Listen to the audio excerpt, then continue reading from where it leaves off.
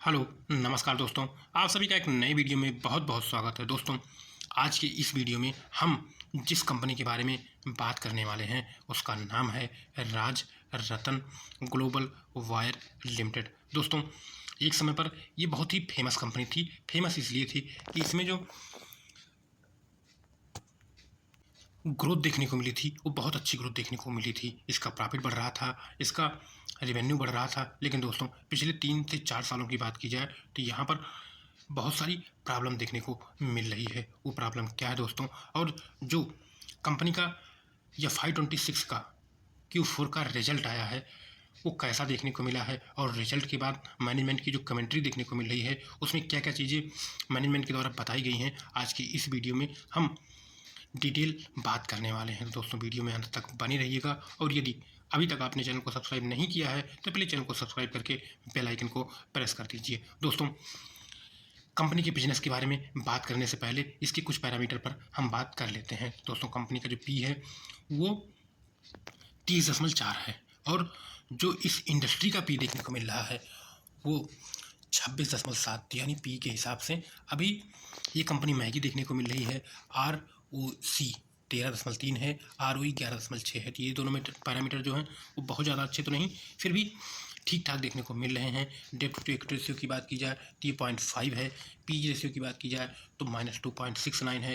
Interest coverage ratio 4.213 है, और company के जो प्रमोटर हैं उनका कोई भी स्टेक प्लेज नहीं देखने को मिल रहा है। तो यहाँ पर हमने जो पैरामीटर देखे हैं वो सभी के सभी बहुत ज़्यादा अच्छे तो नहीं, फिर भी ठीक ठाक देखने को मिल रहे हैं एक ग्रोथ कंपनी के हिसाब से देखा जाए तो। दोस्तों, अब हम वीडियो में आगे बढ़ते हैं और बात करते हैं कंपनी के बिजनेस के बारे में, क्योंकि दोस्तों, जब तक हम किसी कंपनी के बिजनेस के बारे में नहीं जानकारी करेंगे तब तक हम दोस्तों उस कंपनी के बारे में पूरी जानकारी नहीं प्राप्त कर सकते हैं। दोस्तों, राजरत्न ग्लोबल वायर का बिजनेस मुख्यतः टायर वीड वायर बनाने का है, या ऑटो एंसिलरी सेक्टर की एक कंपनी है। ये मुख्य बिजनेस की बात की जाए दोस्तों तो टायर वीड वायर मैन्युफैक्चरिंग इसका मुख्य बिजनेस है। ये कंपनी हाई कार्बन स्टील से टायर वीड वायर बनाती है। यह हर तरह के टायर जैसे passenger vehicle, truck, of road आदि में इस्तेमाल होता है। इसका काम टायर को रिम, जो टायर की रिम होती है उसको मजबूती से पकड़ना होता है। यह कंपनी का कोर रेवेन्यू ड्राइव है। जो दोस्तों कंपनी का दूसरा बिजनेस है वो black oblique drawn steel wire industry steel wire भी ये कंपनी बनाती है, जिसका उपयोग इंजीनियरिंग और कंस्ट्रक्शन में किया जाता है। तीसरा बिजनेस ओईएम टायर कंपनी को सप्लाई करना। जो ये कंपनी विभिन्न प्रकार के वायर बनाती है उसको ओईएम कंपनियां, जो बड़े टायर मैन्युफैक्चरिंग ओईएम को सप्लाई करती है। ऑटो सेक्टर ग्रोथ से कंपनी को फ़ायदा मिलता है। India plus Thailand operation, Bharat और थाईलैंड में मैन्युफैक्चरिंग प्लांट है। एक्सपोर्ट बिजनेस भी है, इसलिए इस कंपनी की जो प्रेजेंस है वो ग्लोबल लेवल पर देखने को मिलती है। तो दोस्तों, इस कंपनी के बारे में आपको शायद बिजनेस कंपनी कैसे काम करती है और जो प्रोडक्ट बनाती है उसका यूज कहाँ किया जाता है, इसके बारे में पूरी जानकारी हो गई है। ये दोस्तों, बिजनेस की खास बातों की बात की जाए तो इंडिया में वीड वायर सेगमेंट की लीडिंग प्लेयर है ये कंपनी। नीच प्रोडक्ट, कम कंपटीशन है। टायर डिमांड बढ़ने पर इस कंपनी की ग्रोथ बढ़ जाती है। ऑटो रिप्लेसमेंट टायर और एक्सपोर्ट से कंपनी को फ़ायदा मिलता है। दोस्तों, कंपनी की तरफ से जो Q4 रिजल्ट के बाद मैनेजमेंट के द्वारा जो कमेंट्री जारी की गई थी उसमें जो बातें मैनेजमेंट के द्वारा बताई गई हैं, तो यहाँ पर सबसे पहले बताया गया है रेवेन्यू ग्रोथ मजबूत रहा है। Q4 या 526 रेवेन्यू लगभग 25% ईयर वाइज ईयर बढ़कर 314 करोड़ रहा है। मैनेजमेंट ने वॉल्यूम ग्रोथ और डिमांड मोमेंटम को पॉजिटिव बताया है। मार्जिन में प्रेशर देखने को मिला है। रॉ मटेरियल कास्ट और इनपुट कास्ट बढ़ने से जो ईबीटा मार्जिन है उसमें बहुत ज़्यादा प्रेशर देखने को मिला है।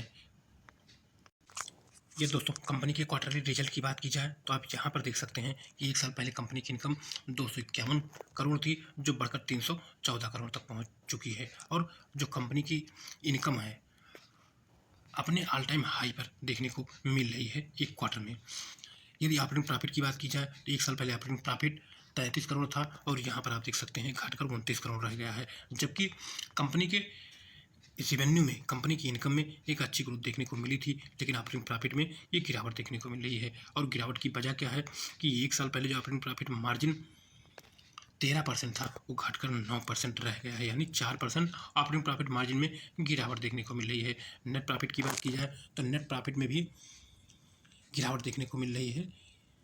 ये 1 साल पहले नेट प्रॉफिट 15% था, अभी भी 15% के आसपास ही देखने को मिल रहा है। तो यहाँ पर कोई ग्रोथ देखने को नहीं मिल रही है, और जबकि कंपनी का जो रेवेन्यू था उसमें एक अच्छी ग्रोथ देखने को मिली थी।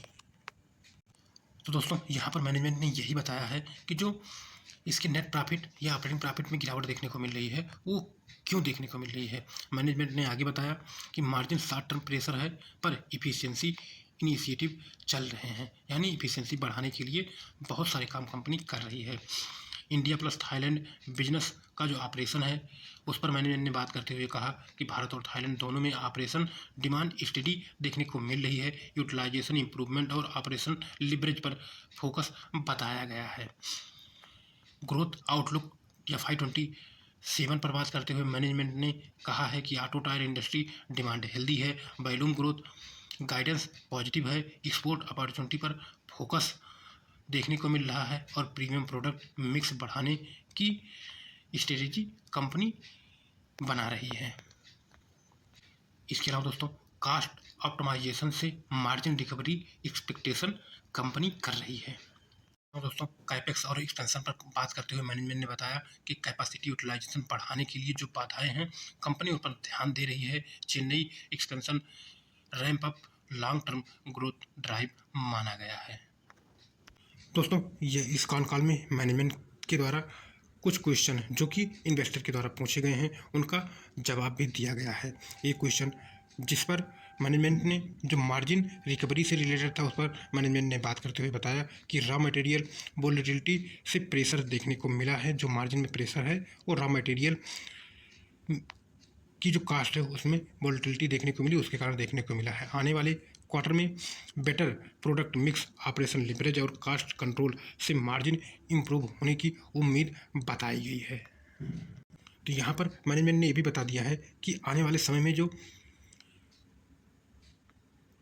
मार्जिन प्रेशर देखने को मिल रहा है, उस पर कंपनी कैसे अपने आप को इम्प्रूव करने वाली है।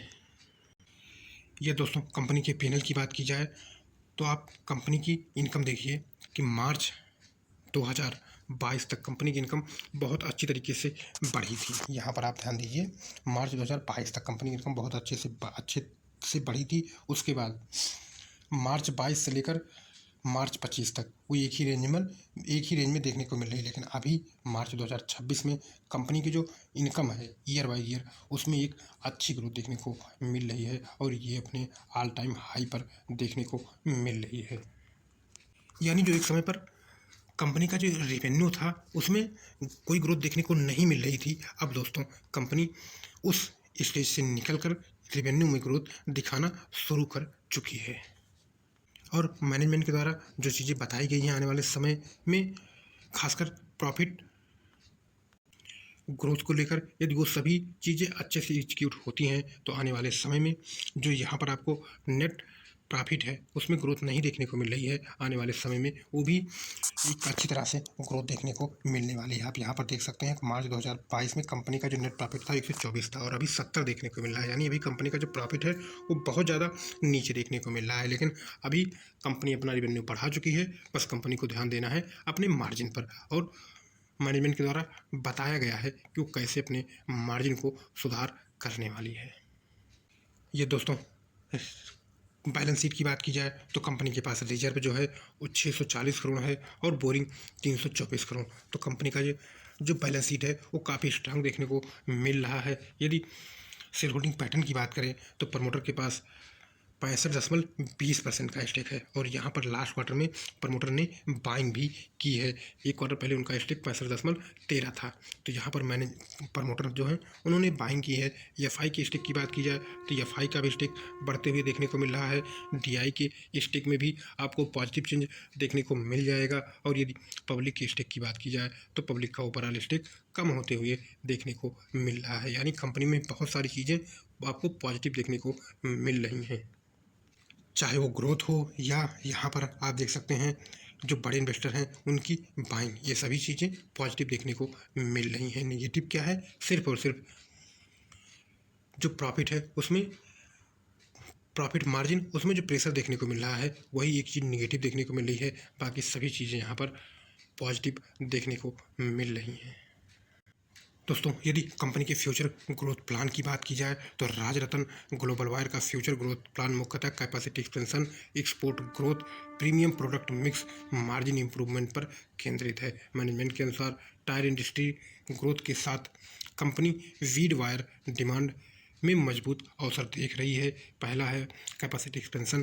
कंपनी एग्जिस्टिंग प्लांट की यूटिलाइजेशन बढ़ाने और जो उसमें बाधाएं हैं उनको दूर करने के जरिए प्रोडक्ट बढ़ाने पर फोकस कर रही है। इसके बिना बड़े कैपेक्स की वॉल्यूम ग्रोथ मिल सकती है। एक्सपोर्ट ग्रोथ पर मैनेजमेंट ने बात करते हुए बताया, मैनेजमेंट इंटरनेशनल मार्केट में शेयर बढ़ाना चाहती है। थाईलैंड यूनिट को एक्सपोर्ट हब की तरह डेवलप किया जा रहा है जिससे ग्लोबल टायर मार्केट से बिजनेस बढ़ सकता है। प्रीमियम प्रोडक्ट मिक्स पर मैनेजमेंट ने बात करते हुए बताया कि हाई मार्जिन और वैल्यू एडेड प्रोडक्ट पर फोकस बढ़ाया जा रहा है। इससे प्रॉफिटेबिलिटी और ईबीटा मार्जिन इंप्रूव करने का लक्ष्य है। ऑटो टायर इंडस्ट्री ग्रोथ का जो फ़ायदा है वो कंपनी को मिलने वाला है। Passenger vehicle, commercial vehicle, replacement tyre demand और ईवी ट्रेंड से लॉन्ग टर्म डिमांड सपोर्ट मिलने की उम्मीद है। राजरतन इस ग्रोथ का लाभ लेना चाहती है। मार्जिन इंप्रूवमेंट स्ट्रेटजी पर मैनेजमेंट ने बात करते हुए बताया कि रॉ मटेरियल कॉस्ट वोलेटिलिटी को मार्जिन मैनेज करने के लिए ऑपरेशनल इफिशिएंसी, कॉस्ट कंट्रोल और बेटर रियलाइजेशन पर फोकस कर रही है। मैनेजमेंट मार्जिन रिकवरी को 2027 का बड़ा थीम मानती है। जो कंपनी का लॉन्ग टर्म विजन है, कंपनी का लक्ष्य वीड वायर सेगमेंट में लीडरशिप मजबूत करना और इंडिया प्लस ओवरसीज मार्केट में प्रेशर बढ़ाना है। ओवरऑल बात की जाए दोस्तों तो कंपनी अच्छा करना शुरू कर चुकी है और आने वाले एक साल में कंपनी में बहुत सारी चीज़ें अच्छी होते हुए, बहुत सारी क्या सभी चीज़ें अच्छी होते हुए देखने को मिल सकती हैं यदि मैनेजमेंट के हिसाब से सब कुछ आगे बढ़ता रहा। तो दोस्तों, आज के इस वीडियो में इतना ही। मिलते हैं नेक्स्ट वीडियो में, तब तक के लिए बाय बाय।